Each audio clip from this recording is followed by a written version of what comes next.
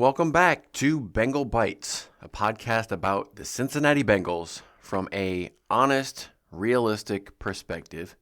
I'm your host, Derek, and this is episode 112. This is the Week 11 recap episode where we're going to break down the Cincinnati Bengals' disappointing loss to the Pittsburgh Steelers at Acrisure Stadium, 34-12. Disappointment in a lot of different ways. Disappointment in the outcome of the game, of course. It was hopeful that the Bengals could keep their season hopes alive with a win against the Steelers, who are leading the AFC North Division, and vault themselves back into playoff contention.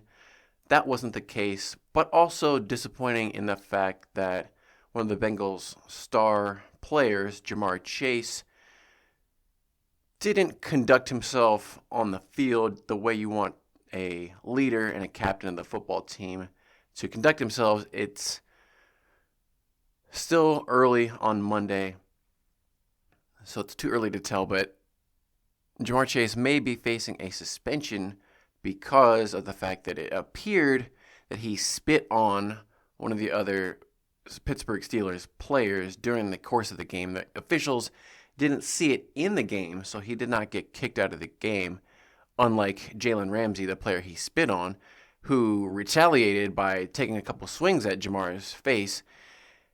And this was a back and forth that was going on throughout the game between these two players. There was a little bit of contact earlier on a play where Ja'Marr probably felt like Jalen Ramsey hit him late on a play, and then they were, going back and forth arguing. I'm sure Ja'Marr Chase was giving Jalen Ramsey the business about how in the first game they went up against each other, and Ja'Marr Chase burned him for a touchdown. And he was probably saying, "You're old and washed up, and you can't guard me," and all that kind of stuff. But in this situation, on video, somebody caught Ja'Marr Chase spitting in Jalen Ramsey's face, and he's probably going to get suspended at least for the next game at home against the New England Patriots. I wouldn't be surprised, just because that precedent has already been set at least one time in the NFL. We saw in the opening game of the season, Jalen Carter for the Eagles spit on Dak Prescott on national TV, and everybody could see it, and the officials disqualified him from that game before the first snap, really. Since he didn't get ejected from this game, I would anticipate Ja'Marr Chase is going to be suspended at least for the next game. But perhaps the biggest thing that was disappointing about that whole incident was then after the game, they were talking to both players. Jalen Ramsey was very adamant that Ja'Marr Chase had spit on him, and that's why he retaliated. And it was, Jalen Ramsey's been in the league for I don't know how many, 10 years.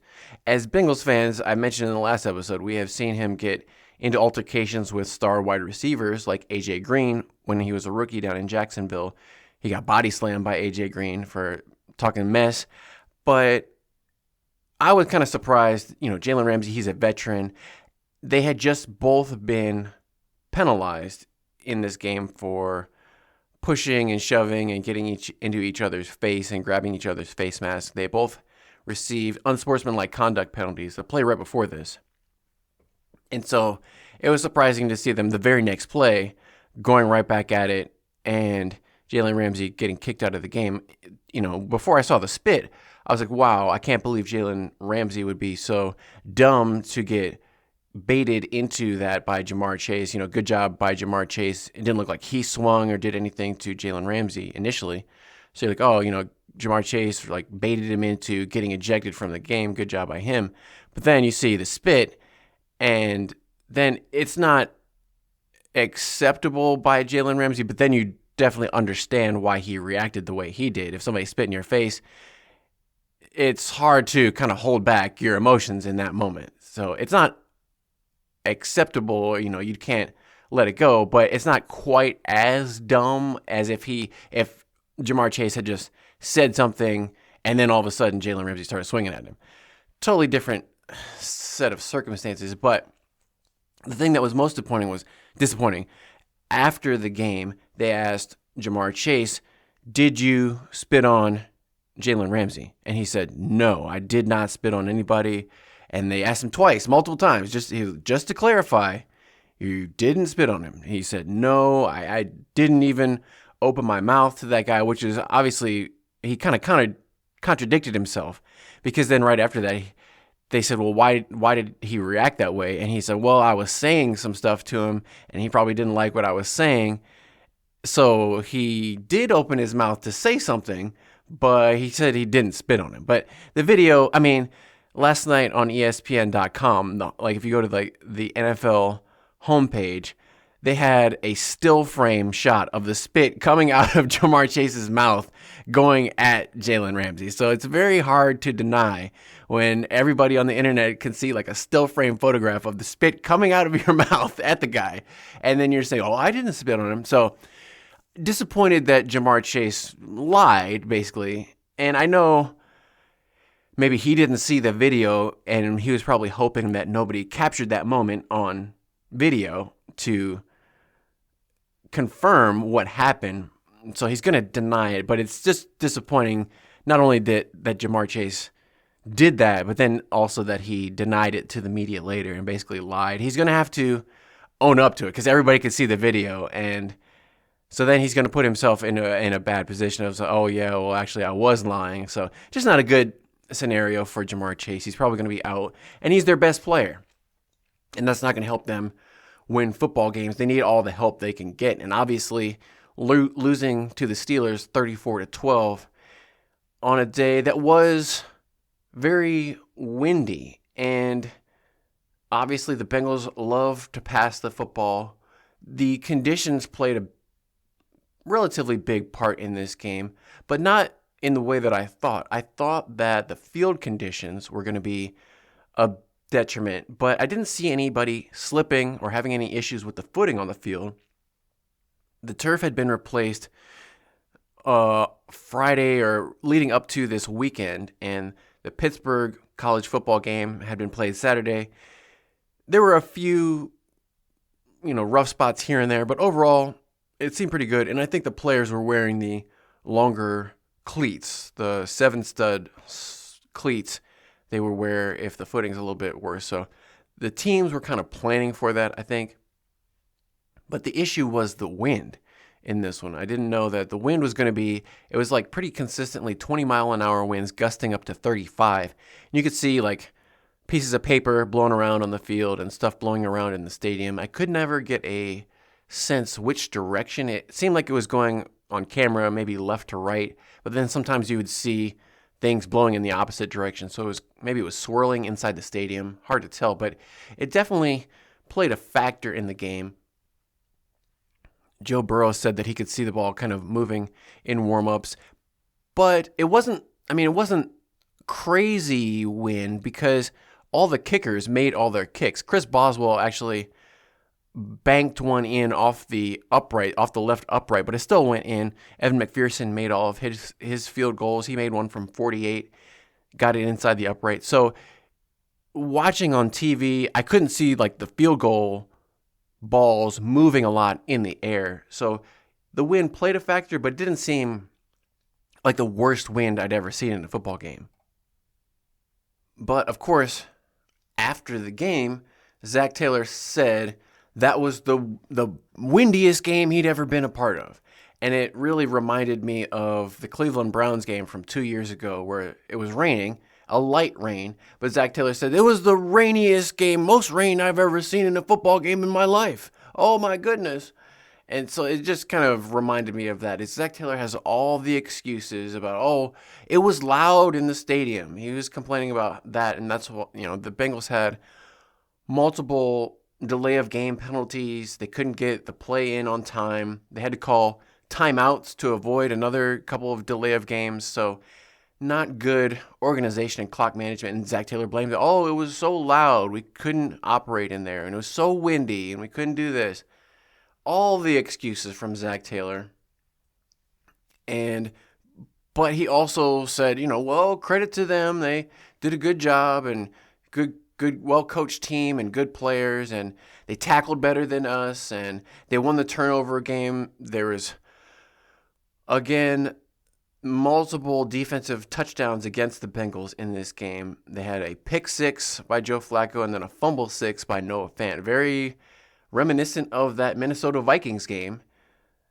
The score wasn't quite as out of hand as that Vikings game because the Bengals didn't fumble like 5 times. But when the Steelers defense scored 2 touchdowns on top of the Steelers scoring 20 points on offense, that made the score more lopsided than it was for most of the game. But again, Zac Taylor, the excuses. He says, score wasn't indicative of how the game actually went. 34-12, we lost by 22. That wasn't really how the game went. Well, I mean, you could say that, the Bengals are 3-7 right now. Well, our record really isn't indicative. You are what your record says you are. The score is what the score is. You got beat 34-12, so I don't want to hear a bunch of excuses about, it was really close. No, the Bengals never had a lead in this game because, as they pretty much do almost every game this season, Bengals allowed a first drive touchdown right away to the Steelers. They got up 7-0. The Bengals came back and responded on their first drive and scored a touchdown of their own, kind of on a weird play to T. Higgins, where it's kind of a broken play. T. Higgins just got loose up the right sideline. Joe Flacco found him in the back of the end zone for a touchdown. And then on the extra point to tie it, the Steelers committed a penalty by hitting the long snapper. And the Bengals decided to accept the penalty, move the ball from the 2 to the 1 to try to attempt the 2-point conversion to get up 8-7. Unfortunately, it was a terrible play call by Zac Taylor, trying to get too cute. They motioned Joe Flacco from under center like he was going to go out for a pass, and then they did a direct snap to Chase Brown to try to pick up the 1 yard running off left side. But they basically tried to run directly at Cam Hayward, who bench pressed Dylan Fairchild straight into the backfield. Chase Brown had nowhere to go, and then Patrick Queen came up because Patrick Queen wasn't reading anything except looking right at Chase Brown as he caught the football. So Patrick Queen came up, made a nice tackle right in the hole to stop Chase Brown. So right from there, the Bengals had a chance to at least tie up the game. Instead, they failed to convert that 2-point conversion, and they were behind 7-6 after that point. Defensively, the Bengals played a little bit better in the first half because they managed to hold the Steelers to a field goal the rest of the way, went into halftime down 10-6. Both teams were pretty ineffective. I think both teams had 3 straight punts, 6 punts in a row for both teams, back and forth, trading possessions, no points. The Steelers were defensively making a much greater emphasis on taking Jamar Chase away. They were double teaming him, maybe playing more zone. They had switched up the defensive backfield personnel, and Jamar Chase only got 3 catches for 30 yards on 10 targets. Again, maybe some of it was due to the wind. Joe Flacco wasn't quite as accurate as he had been. Some people in the media were speculating that maybe that shoulder injury was contributing to the accuracy issues. I think it was more the Steelers' pass rush getting in Joe Flacco's face, and when they put some pressure on Joe Flacco, he's old. He did get hit by TJ Watt early in this game.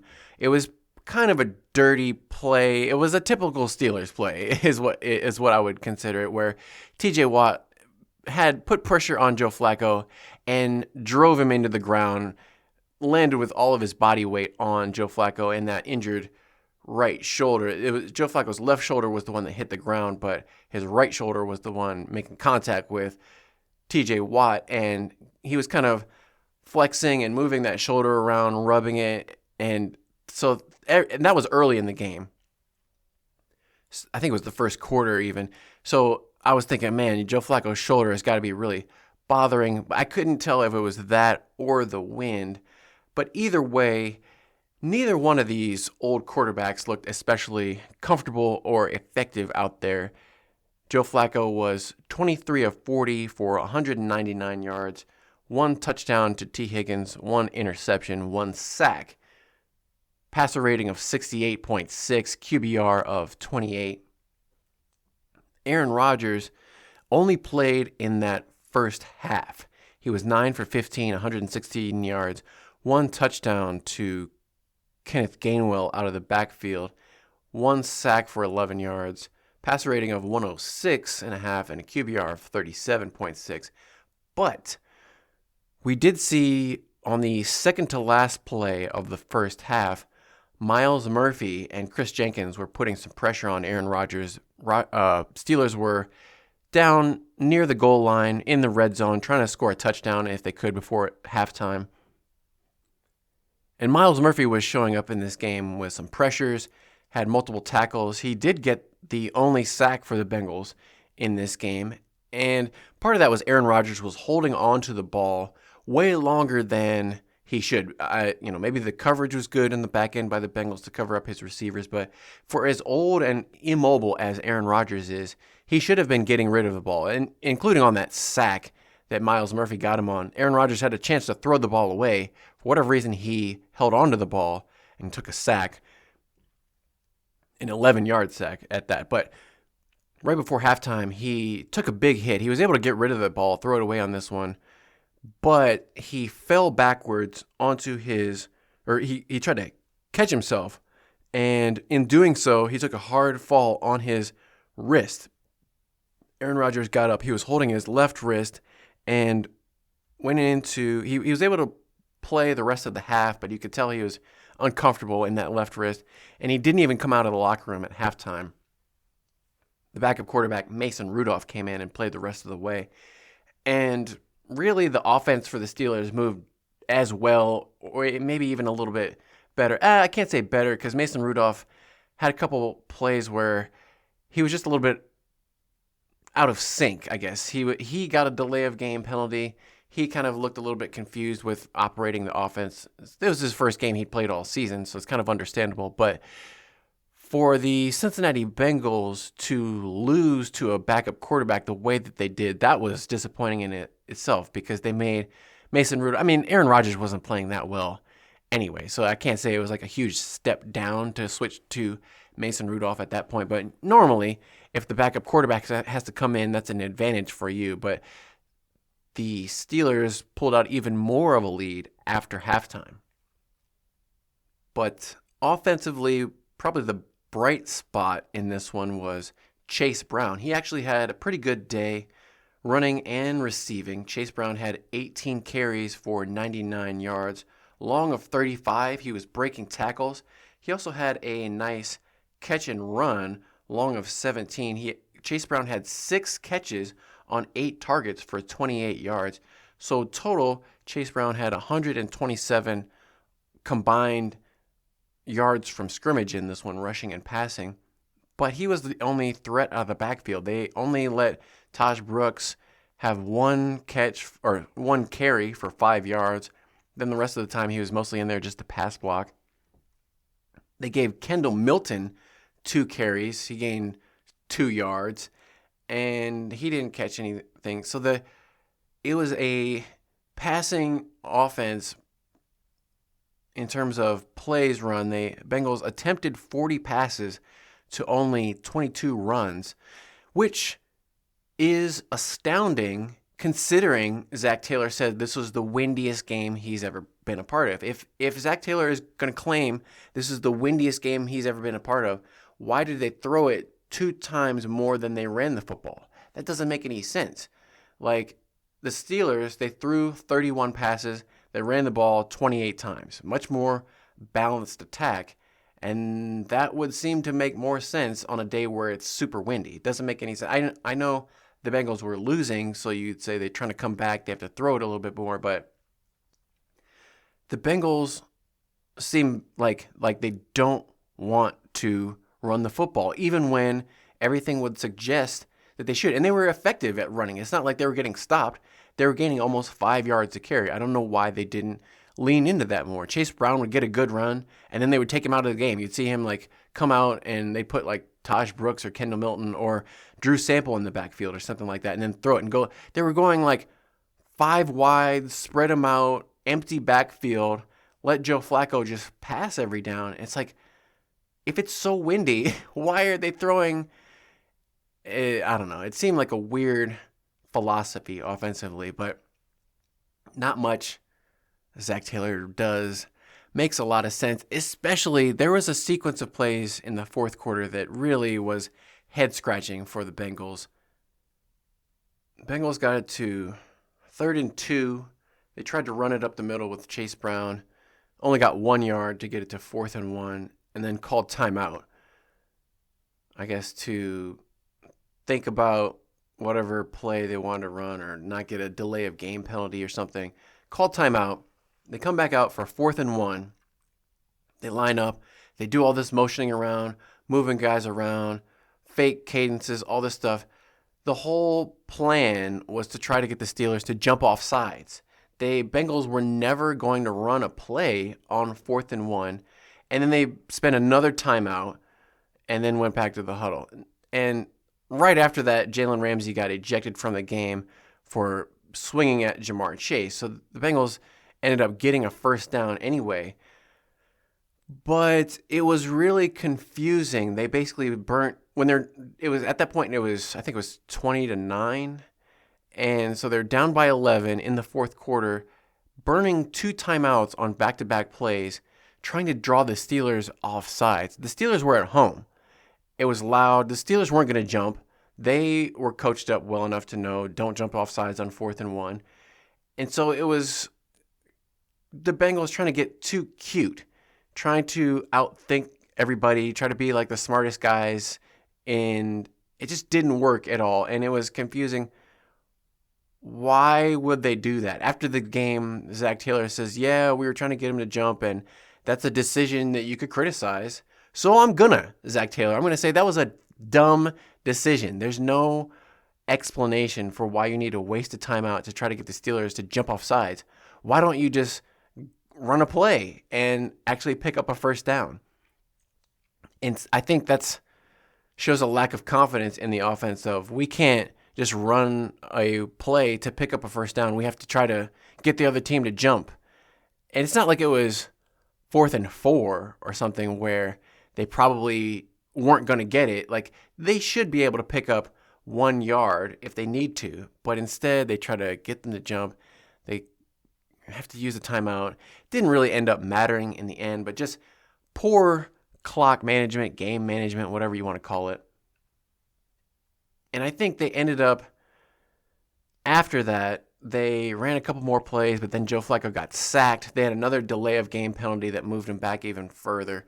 So they spent like 5 minutes not gaining any yards in the fourth quarter and then kicking a field goal to get back to 20-12, which made it a 1-score game technically.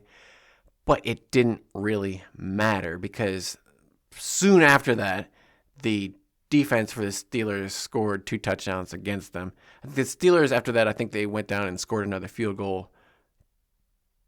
No, when it was 20-12, then it was just 2 Steelers defensive touchdowns to put the game away. They had already kicked a couple field goals, but head scratching. But at this point, like, nothing surprises me about the inaptitude of Zac Taylor. I shouldn't be surprised that he's making these kind of errors. And I also shouldn't be surprised when the Bengals defense isn't able to make any kind of tackles. We have seen that's been one of their weaknesses on defense is linebackers and defensive backs, safeties, not being able to make a tackle in the open field. And we saw a lot of that, especially on the big tight end, number 80, Darnell Washington. He was picking up a lot of yards after the catch, which is surprising because he's not very fast. But it didn't matter because he was throwing out some vicious stiff arms. Barrett Carter, rookie linebacker, number 49, did not have a good day. There was probably the biggest play in this game for the Steelers that everybody would be talking about is Darnell Washington caught a pass out of the backfield. It was a crossing route where he and DK Metcalf crossed over the middle. He caught the ball. Somehow he had separation from Barrett Carter, who's supposed to be their fast linebacker. But Darnell Washington caught it, put a stiff arm right into Barrett Carter, threw him to the ground. Then Geno Stone came up and looked very tentative. Like he didn't really want to make contact, didn't really want to try to make a tackle. So he tried to just kind of throw his body and throw a shoulder into Darnell Washington, which he just ran right through. Like Geno Stone wasn't even there. And then he went up and like put a shoulder and a stiff arm into DJ Turner as he was going out of bounds and just kind of stood over top of DJ Turner as he threw him onto the ground. Very beastly play by Darnell Washington, but there were other plays that the Bengals were missing tackles on. They couldn't stop Jaylen Warren when he was out in the open field early in the game. He had a 35-yard run up all the way through the Bengals defense where he was cutting all the way across the field. It looked like he was going to get in. Kenneth Gainwell had 2 touchdowns, basically the same play. He was released out of the backfield to the left. The first time, Barrett Carter was one-on-one with him, and he didn't even get close enough to miss the tackle. That's how bad he got beat, how bad his angle to attack Kenneth Gainwell was. Kenneth Gainwell caught it and outran Barrett Carter to the corner of the end zone so fast, he didn't even get touched. Second time they ran that play later in the game, it was Oren Burks out there. I don't know if Barrett Carter had got benched by that time, but Oren Burks was out there. This time he at least was able to touch Kenneth Gainwell, but it was kind of a weak tackle attempt. He tried to go up high and prevent him from getting in the end zone, but Kenneth Gainwell was too strong, had that low center of gravity, just kind of shrugged it off and walked into the end zone for his second touchdown of the day. Later in that fourth quarter, when the Bengals were trying to come back, it may have been third quarter, it doesn't matter. Later in the game, the Bengals were down, they're driving. They were at about their 35-yard line, getting within the red zone, and Joe Flacco was under pressure. And we had seen earlier in the game when he almost threw a pick-6 interception to Kyle Duggar earlier on in the first half when he got pressured. But the Pittsburgh Steelers defender dropped the football. But similar type of play, Joe Flacco, he didn't see this robber safety coming down into the box. The Steelers blitzed, and it was just kind of a blind spot where Joe Flacco was focused in on T. Higgins crossing over the middle, didn't even see the Steelers defender sitting right there. Joe Flacco just threw it right to the guy. And after the game in the post-game press conference, Joe Flacco was trying to say that he got hit and he was trying to wrap the ball around the defender to T. Higgins, which I don't know if he thinks this is like the football is going to turn into a boomerang and he can like do like a 180 curve around some guy, but he threw it. I don't think he saw him. I don't think he saw the Steelers guy at all. So he could say he was trying to wrap it around him. He threw it right to the guy. I think it was just a kind of a blind spot that he didn't see until he went back to the sideline and kind of watched it on the tablet and said, oh, yeah, so he tried to come up with some excuse. Oh, he got hit or whatever. It looked like he just didn't see the guy. So that was not good. But then even on that play, like T. Higgins, the ball was intended for him. He had an opportunity to chase after this guy and try to make a tackle to prevent him from scoring the touchdown. But if you look on the end zone angle, you can see T. Higgins doesn't really make a 100% effort. He takes, a few steps, runs after the guy, and then kind of just jogs the rest of the way, lets him go. And he probably could have at least made an attempt at a tackle, but Ja'Marr Chase ran all the way, couldn't make the tackle at the goal line. But I was kind of disappointed to see T. Higgins not giving a full effort on that one because the game was still a one-score game. If the defense was able to get a stop right there, could have at least kept it close, but Steelers scored the touchdown to make it like 27-12, I think, at that point. Then, after the Bengals got the ball back, they ran one play to Noah Fant. It was almost a carbon copy of the play in Minnesota where Noah Fant got the ball out in the right flat. He kind of put a half-hearted attempt or half-hearted effort into putting two hands over the football, but really he only had it in one hand. And right before his knee got down and he was down, the ball came out. Pittsburgh, I think it was James Pierre, came in, scooped up the ball, ran all the way back for another defensive touchdown. That put the Steelers on top for good. 34-12. And then after that, the Bengals still left their starters in for like garbage time. I know like maybe they wanted to make the score look a little bit closer, make it look more respectable. I didn't understand. There was like 2 minutes left. They still got Joe Flacco, Jamar Chase, T. Higgins, Chase Brown, all their starters basically in on offense, still playing when they're down by 22 points and there's 2 minutes left to go. They're not going to win. So what is the point of having these guys in there just risking injury? Like, who cares? Just take them out, put Jake Browning in, put Mitch Tinsley in, Andre Osivas, Charlie Jones, anybody except for your most valuable players. It's kind of a nonsensical, Zac Taylor, we got to fight to the end and everything we got, whatever. But I don't know.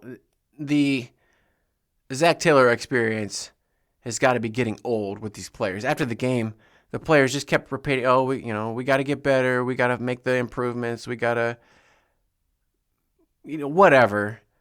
All the same things we've been hearing every game because this is their 7th loss in the last 8 games.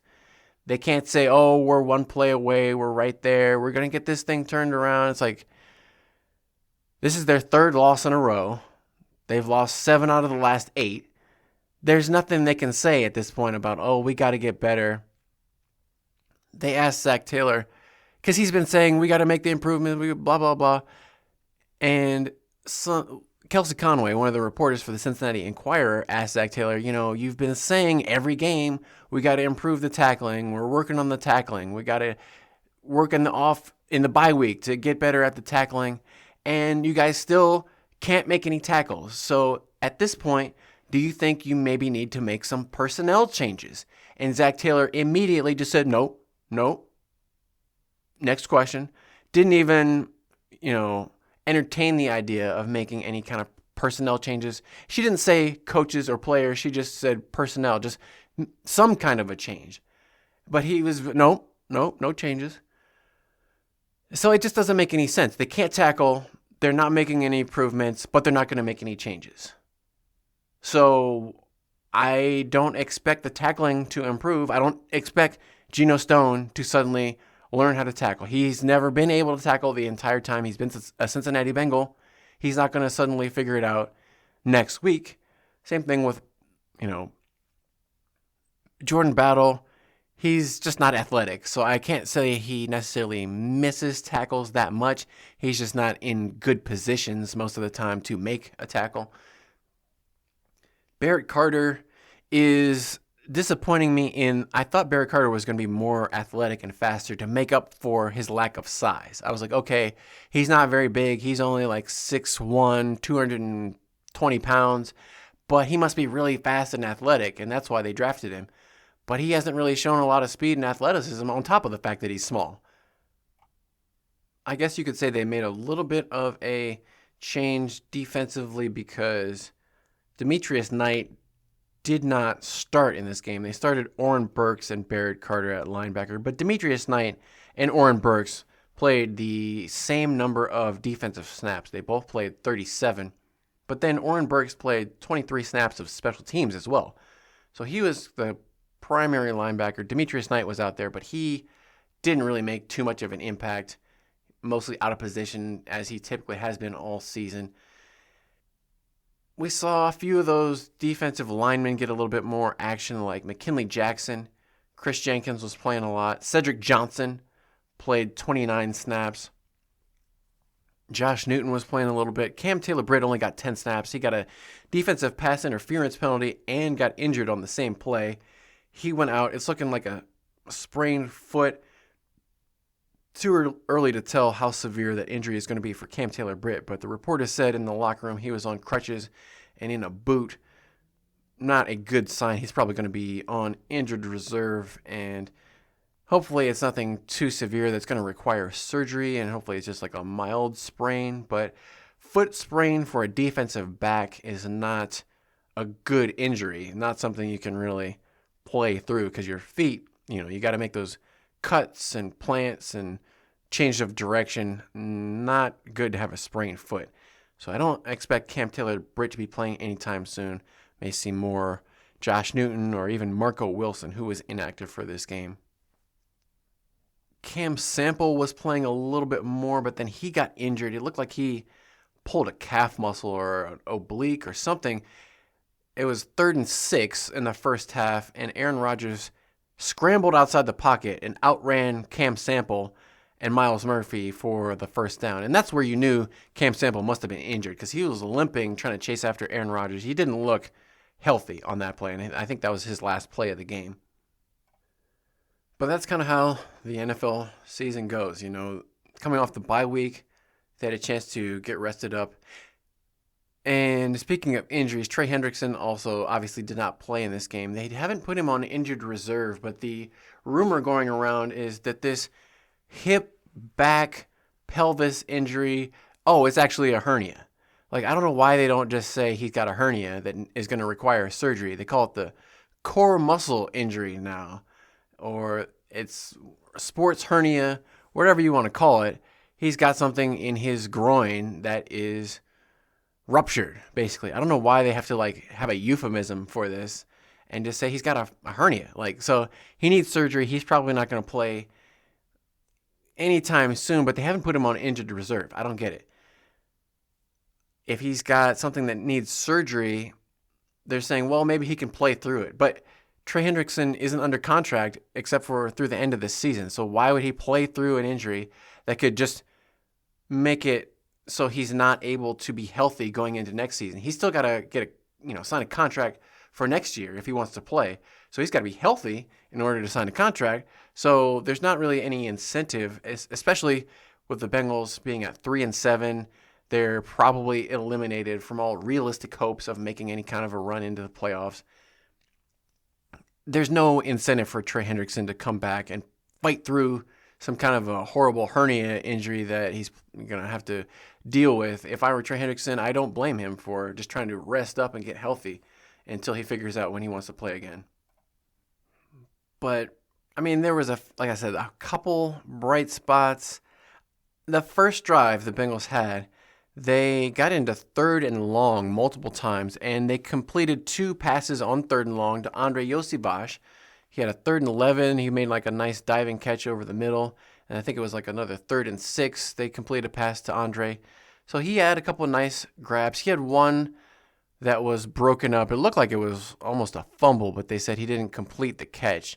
So that was fortunate that it just went incomplete instead of being another turnover. But Bengals weren't able to complete any deep passes. I think part of that was the fact that there was so much wind. It was hard to accurately throw deep. And we saw the same thing from Aaron Rodgers. There was a play where it looked like he had DK Metcalf coming open on a corner route, but Rodgers missed him. And you could see on the replay, they zoomed in on Aaron Rodgers' face, and it looked like he said, something about the wind. It was a lot of curse words, and then the wind, blah, blah, blah. So I think the wind was affecting the balls deeper down the field when they had to put a little bit of air under it. And that is pretty much going to wrap up this Bengals season. And after the game, Zac Taylor is still going to maintain. They still have everything in front of them. They still have everything to play for. They're still going to be in this thing until the end. But 3-7, the Steelers moved to, I think, 6-4 at this point. I guess I got to look. But the Steelers are on top of the AFC. Yes, 6-4. They lead the AFC North. They're still half a game or one game ahead of the Baltimore Ravens, who beat the Cleveland Browns. It was looking like the Cleveland Browns were maybe going to pull off the upset victory at home against the Ravens. They got a pick 6 against Lamar Jackson. I think they were up 16-3 or 16-6 at one point. But then their quarterback, Dylan Gabriel, got a concussion. They had to put in Shadur Sanders for his first NFL game, and he proceeded to look absolutely terrible. He was 4 of 16, 2 sacks, had a bunch of other plays where he was just kind of running around, throwing the ball up for grabs or throwing it into the dirt. He just looked completely inept. He looked like that last preseason game where he was just taking a bunch of sacks and not doing anything offensively. So he was the biggest reason why the Ravens were able to come back and win that game. Browns didn't score any points after halftime with Shadur Sanders in there. They barely even moved the ball with him. I think they maybe had 30 or 40 yards of total offense with Shadur Sanders playing quarterback. And so I am still amazed by the number of fans who are interested in Shadur Sanders, like he's going to be some kind of good quarterback. Like everything we have seen from him so far in the NFL has been absolutely terrible. So I don't understand why it's like top story on ESPN NFL. Shedeur Sanders plays an NFL game. If you actually watched it, he looked like garbage. So like I said, I don't care about the Browns, but it's just so stupid to me that we're spending so much time on this guy who sucks. Like, who cares about Shedeur Sanders? He's terrible. He's not going to play in the NFL. 2 years from now, he's going to be out of the league and nobody's going to give a shit anymore. So have fun while it lasts, I guess. But he's not a good quarterback. He's not going to play in the NFL. I am wondering, now that they are continuing to lose, they're not going to put Jake Browning in. Like, everybody has resigned themselves to know that Jake Browning's not going to be any better than Joe Flacco. He's probably way worse, in fact. But the question's going to be, if the Bengals, they got to play the New England Patriots coming up, who's the number one seed in the AFC right now. They're 9-2. Bengals are 3-7. I'm sure they're going to be, I can check maybe what the early line is going to be in this upcoming game. Right now, the Steelers, they played last Thursday, so they got a little bit of extra rest to recover than the Bengals. They're playing at 1 o'clock on CBS. Patriots are favored by 7 points in Cincinnati for this game. And I don't know if that's considering with Jamar Chase being suspended or not. If Jamar Chase gets suspended for that game against the Patriots, the line might move even more in the Patriots' favor to like maybe 9.5 points or something like that. But the Bengals are going to be heavy underdogs for their next game at home. If they lose that game, they'll be 3-8. And at that point, 3-8, the maximum number of wins they could get is 9.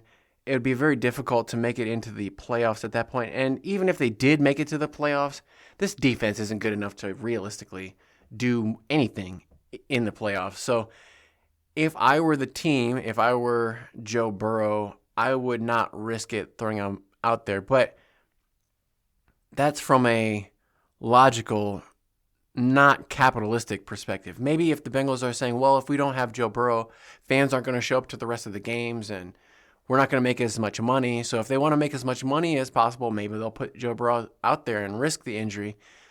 But if they really care about the long-term success of Joe Burrow and the team, I would I'm not going to say tank, but what's the upside of winning games? If you're already eliminated, you're going to risk Joe Burrow getting not just re-injuring the same toe, but there's nothing to say that he couldn't injure some other body part just as easily. He could injure something else, just taking more hits out there behind this Bengals offensive line, which hasn't been that great at protecting Joe Flacco. So it's really, winning games would just hurt their draft stock. They need better draft picks because they aren't good at signing guys off the free agent waiver wire. They're not good at making trades. The only thing they are really good at is when they have really high draft picks, like when they're one of the worst teams in the NFL, then they get to pick Joe Burrow and Jamar Chase and T. Higgins and guys like that, and makes them look a little bit better. I would say there's no incentive for them to win. I don't want them to lose, but if they keep losing, just go ahead and lose all the rest of the games and get better draft picks. Like, it doesn't really matter. I'm still going to watch the game. I'm not going to pay the Bengals any more money. Like, I'm not going to buy any more Bengals jerseys or anything, regardless of the fact of whether they win or lose. It doesn't matter. So just go ahead and lose. It's fine. I'm not going to be upset if they lose more games. I'll put it that way. I've kind of just given up on this season. I've given up hope. And I think probably a lot of the players, if they were being honest, they have given up hope at this point. I'm sure they're going to go out there and play with pride and all that kind of stuff. But I don't anticipate the Bengals to show a lot more fight against teams who are still in contention, like the Bills, the Ravens, the Patriots. Those teams are still fighting for the playoffs. They're much more competitive than the Bengals would be. So these games might get a little bit rough, but that's okay. I'll still try to hope for something entertaining. Maybe T. Higgins can go off in a game. Maybe Andre Joseph could finally break out and show us something. Or maybe Mitch Tinsley. Who knows? anything could happen, but it's not looking good for this season. So we'll be back next episode with a preview of the Patriots game, and we'll discuss any ramifications, whether or not Ja'Marr Chase got suspended. We'll have to find out later this week. So stay tuned, but we'll be back. If you've listened all the way this far, thank you very much. I appreciate it. Go ahead and give this episode a thumbs up, subscribe. Send me your comments. You can send me an email, bengalbitespodcast@gmail.com. Let me know what you think. Should the Bengals make any changes? I know they're not going to make any changes to the coaching staff. They are locked in with Al Golden as the defensive coordinator the rest of the season. And I said at the beginning of the season, if they continue to be this bad on defense, will they fire Al Golden? The answer apparently is no. They're not going to fire anybody. They're just going to ride it out all the way to the bitter end. Results be damned. They don't care. They're just going to keep riding with the same guys they got. So, sweet. But on that note, I'm going to leave you with a hooday and stay hungry for more Bengal Bites.